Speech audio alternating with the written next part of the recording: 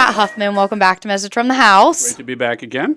I am excited to, do a fun little wrap-up of how the year has went. This is your first year back in the House. How has that been? Well, people ask me that in a variety of ways, including the difference between being president of the Senate and speaker. And the first thing I would say is this has gone much better, I think, than I thought it would. And that really is due, in my estimation, to the people in our caucus who really, a group of people who wanted to get after things and maybe some things that have sat around for several years. And so there was a lot of hard work, and you can look at the number of bills that introduced, the number of committee meetings, bills passed, and you can see a lot of significant things being done. So I'm pretty happy with the way the year went. We took care of some problems that are longstanding, and now we can go into next year. And even just reflecting on last January and the priorities that you all brought up in your retreat, looking at it now, almost all of them have been legislated. Yeah. When we talk about priorities, sometimes we say, well, here's our top 10 priority bills, and we passed them all. Well, it's easy to put bills that will pass as your priority bill, but we needed to resolve the marijuana hemp issue. We did. We needed to do something about real estate taxes. We've done that. We needed to deal with the energy crunch in the state of Ohio, the creation of new energy. We did that. And of course, the big lift always in an odd-numbered year is the budget, and we were able to do that a few days early. We passed our transportation budget, I think it was unanimous and out of the House, and did that early. So, I think the important point I see is making sure that there are clear choices that people have to make. You want to vote no, you vote no. And if you don't have enough yes votes, then you change it until you can pass it. I think the marijuana bill in particular is a reflection of that. So, but a lot of things checked off the box, that's for sure. And it's been a very productive, even just first year. We were comparing end of the year stats from this time last year, this time 2 years ago, and even 20 years. Yeah, so we had over 600 bills introduced this year. I remember when I was finishing the 2011-12, I introduced a bill right in December. It was about House Bill 615, something along those lines. And if you go back over the last 20 years, the highest number of bills introduced is somewhere in the about 400 and some. So a lot of activity, a lot of committee meetings, 151 bills passed out of the House. And, when you give folks, it's not just a matter of trying to find out what people want. It's about people deciding what they want and advocating for it. And you put the responsibility on the members to convince the other members about why their bill should pass. If one guy's making all the decision, it's ultimately going to be an inefficient process. And I want to talk first. We have a long, list of really exciting things that happened just this year alone about House Bill 15. It's officially been signed by the governor. We're hearing a lot about data centers and energy and things like that, but I would say the crux of it goes back to how important House Bill 15 was in passing. Kind of talk through why that was one of your top priorities. Well, this became an issue in the last 3 or 4 years when large manufacturers, large energy users said, in 2 or 3 years, we will be out of energy. Utilities are not able to supply us with the energy over a long period of time. And we started on this project in the last General Assembly. And I looked at Adam Holmes and Roy Klopfenstein, and I said, in my opinion, getting this bill passed needs to be a priority. And boy, the two of them, and not just the two of them, of course, members of that Energy Committee did an extraordinary job. And so what we have, and I think, this issue isn't about taxes, it's not about schools or some social issue, but it is a very significant issue for the state of Ohio. And what Ohioans need to know is we are the only state in the union that has the type of government infrastructure that allows behind-the-meter generation. Now, I never knew what that meant until I came to the legislature. I don't expect most people to necessarily know what that means. But the effect of that is large energy users, including data centers, are going to be able to come here and create their own energy on site. No other state in the United States allows that. So when we have great geographic location, which we do in Ohio, we're halfway between Chicago and New York. We have plenty of water in the state of Ohio. We now have a low flat income tax rate. And now large energy users, whether it's manufacturing, data centers, will be able to create their own energy on site. And we're already seeing that. And I had a meeting today with Chairman Holmes about future additions to that. So it's a very exciting time in Ohio right now. I like that you highlighted geographically that we're well positioned because I think that that's a, important part. And Well, it's always been important. That's one of the reasons Ohio was so wealthy. If you're in Youngstown, Ohio, you're basically about halfway between Chicago and New York, and you can drive anywhere in east of the Mississippi just about in a day's drive. And so it's and of course the oil boom in Ohio, lots of other things that happened. But that oil boom in one sense of the late 1800s is being replicated now with an energy creation boom in Ohio. And I think in some places, including West Central Ohio, the population is growing.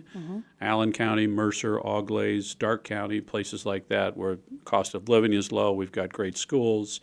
It's easy to get to. So exciting time in Ohio. absolutely exciting for property tax payers Yeah. with the reform that the legislature has passed. I think I have 6 bills listed Yeah. that were passed that we can talk about. But, just overall, those efforts were incredible. So talk me through it. Yeah. So and I think we had over 40 bills introduced. And it's one thing to introduce bills or even pass them. The effect of this is to try to address a problem, which are many problems that government has. Frankly, individuals personally have this, or businesses, or anything, where a problem that we know is a problem, and it's only a small problem, and we don't address it, and it gets worse and worse and worse, and it's too difficult politically to address it, so we put little fixes on it. So we got to a point really about in the last 4 or 5 years where we didn't know why real estate taxes were going up, at least from district to district or county to county. And they were going up in an extraordinary way. You have a senior citizen who's lived in their house, the same house for 40 years, and now the real estate tax has doubled or tripled or more. Well, they have the same static income, and suddenly they've got to take out a mortgage or move out of their house. And again, they're living in the same house. So it's not like the house really had 3 rooms added onto it or anything like that. So it was a real problem. So we've done a number of things. One is to stabilize, tied to inflation, the increases that can happen in the future. We also allowed local entities more power to control how much would be collected from the taxpayer. And we eliminated a certain number of levies. We have a whole number of different names for levies, and mostly the public doesn't know what they are. And when those things go on, there's confusion. Generally, people will say, I like my school district, so I'm going to vote yes. Or I'm mad about something, so I'm going to vote no. And the real question should be, how much money do they need, and am I willing to vote in favor of that? And the system we had, for example, there's about $24 billion collected and spent locally. The real estate tax doesn't come to the state. Yes. It's all collected locally. Well, about $4 billion, or about 1/6 of that, was all unvoted, and it was due to the strange way that certain levies went on and all that. So that's all been eliminated. Now folks can, I think, with more confidence, vote and understand how the taxes are going to go up and how they're going to be collected. And if the money isn't truly needed, as the taxing entity said it was, then it's returned to the taxpayer. And then there were so many different efforts with property taxes. We just think back to the summer with the veto override and, what a team effort that was. And what do you think that the hard work and the focus on this says about the caucus? Well, one of the things about the issues that come before us, there are many, and they're varied, and everybody can't be an expert about everything. And I say often that legislators are generalists. We have to receive information and try to make good decisions. But when you have someone who is an expert within your caucus, and in this case, Bill Romer, who's a CPA and chairman of our Ways and Means Committee, and David Thomas, who's a CPA. I should add in Jim Hoops, also a former county auditor, who really understand these issues, can explain it, can say, look, this isn't just, well, let's extend an exemption and the state will give more money to fill it. We truly have to address these inherent problems that are there. And other folks, of course, have a different focus. There may be something else that they care about and focus on. But these guys really, and we started in January. You mentioned our retreat at the beginning of the year. This was one of the things I said, we need to do something about it in the first 6 months of the year. And so I think the caucus knew it was coming. They knew also that there'd be a lot of pushback from local governments who want more money. And we also challenged those local governments to say why and how's the money being spent, and why do you have huge carryover balances, yet you're raising taxes to local people.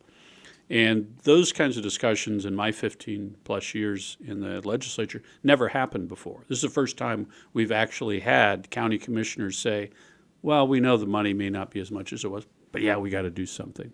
So I think it's really, in that sense, been an extraordinary year. Redistricting, we can't glaze over that one when we're talking about Sure we can. this year. We can, but I want you to talk about those efforts and kind of the collaboration that ended up happening there and wrapping up October, early November with that process. Yeah. So the process or the system that we were working under was a system that the voters approved pretty overwhelmingly, over 70% in 2018. And the basic premise of the system we adopted reflects what the U.S. Constitution is and the Ohio Constitution.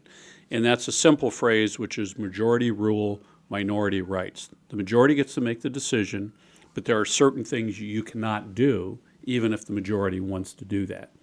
And so those minority rights are important. They're embedded in this decision-making process. When in 2021, the minority party, in this case the Democrats, had the opportunity to vote for the map that was used in the 22 and 24 election. They chose not to. So what that means is we have to draw a new map for the 26 election. And the process starts off with a bill that would be passed where both parties agree. And by the end of September, that didn't happen, in part because the Democrats demanded fairly draconian changes.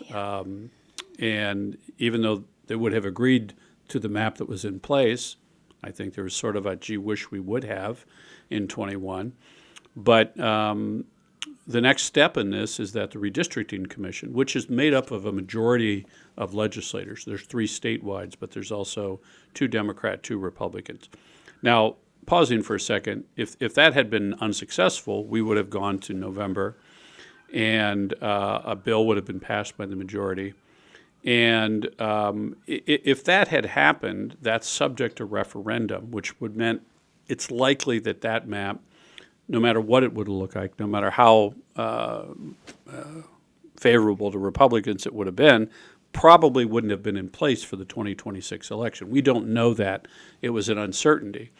And there were could be other legal constitutional challenges from the language in there, so more uncertainty. And I've had to try a few jury trials before in my day, but I've also settled some. And what settles issues, settles cases, and settles legislative issues is uncertainty. We all don't quite know. We think it's better for us than them. Maybe it's not. And so that's why we got to a point by October 31st where we had a map which was heavily Republican. It should, under the numbers, elect 12 out of 15 Republicans. There are currently only 10 out of 15, even though the map we have now should elect 11 out of 15, at least according to the numbers. And on the last day of October, which is the last day we could do it, that was adopted unanimously by all members of the redistricting commission. And the strange thing about this process, folks start asking me about this in August. I get a question in one of our post-session gaggles on a regular basis about, and I explained to them the process. And most of the month of October, we get done with session, I'd say, well, we're working hard. Democrats make proposals, Republicans are making proposals, we're seeing what we can do.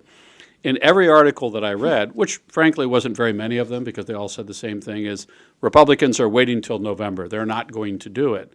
And I think someone wrote an article like that as late as October 30th, the day before. Obviously, Republicans are not going to agree to anything. Well, we did. And we did it, in my estimation, because this was the best deal for the Republicans. And that's why I wanted to agree to it. I'm not going to speak for the Democrat members, but I also think the Democrats voted for it because it was the best deal for the Democrats. And for some people, it's hard to fathom the possibility that in some cases both sides can get the best deal that they can. It's not the deal the Democrats wanted, but guess what? If I could draw a 13-2 map, I would have done that, right? That I thought would be in place for 2026. So I think we have the best system in the United States. It's the only system that has produced a bipartisan, unanimous vote for congressional map. You're not going to get that in California or Illinois or places where Massachusetts that vote 35% for Donald Trump but have 0 Republican congressional representatives.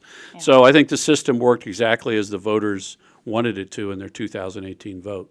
See, that's something to highlight, right? I think it's something to highlight, although people aren't talking about that very I know. much.